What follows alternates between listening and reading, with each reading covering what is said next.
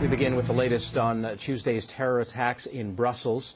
A memorial is growing in the heart of the city as Belgium began 3 days of mourning.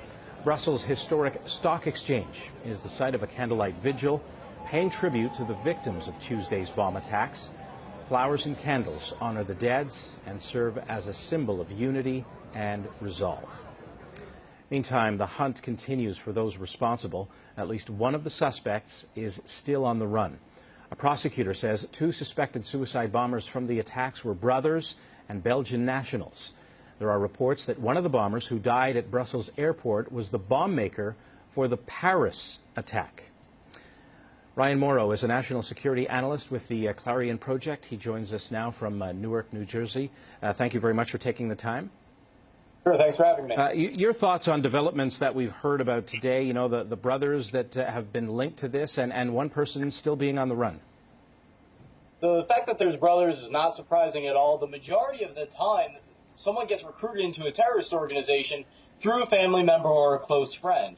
But I'm still focused on 2 points. The first being that we are now dealing with an ISIS network in Europe. It's not just a few people that are inspired by ISIS here and there. You have a network with safe houses and contacts. That's very dangerous. And secondly, this issue of unassimilated Muslim communities in Europe that are not integrating into society and are hotbeds of instability and extremism. They get very angry when law enforcement comes in. And we saw that even when the one suspect was arrested in Brussels, where the European press was reporting that after he was arrested, locals started throwing things at the police. Well, what kind of questions do you think there are going to be regarding Brussels and officials in Belgium in terms of making sure that they're trying to keep things as safe as possible? Here's the issue. Belgium is a small country, and they have a major threat on their hands. I believe they're the #1 source of European fighters for ISIS. And when you have this amount of intelligence, not just on people that trained with ISIS, but people that are sympathizers, which can be just as deadly, you have to pick and choose which ones you think are most likely to set off the bomb next and focus your attention on that.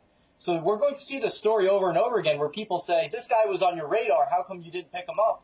And it's somewhat of an unfair question. What kind of approach should there be across Europe if you have these various networks which are planning further attacks?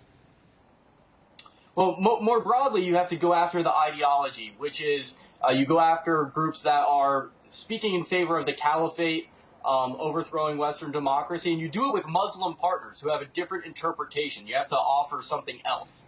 And then you also have to have a program to force integration so that the European identity, or in the case of Canada and the U.S., our identity, is adopted by those that come here so that we're not just a piece of land. We are a national identity with beliefs. And there have even been Canadian intelligence reports warning about this radical Islamic separatism even coming to Canada already. And those reports were coming out years ago. Ryan Mauro, national security analyst with the Clarion Project. Thank you very much for joining us. Thank you.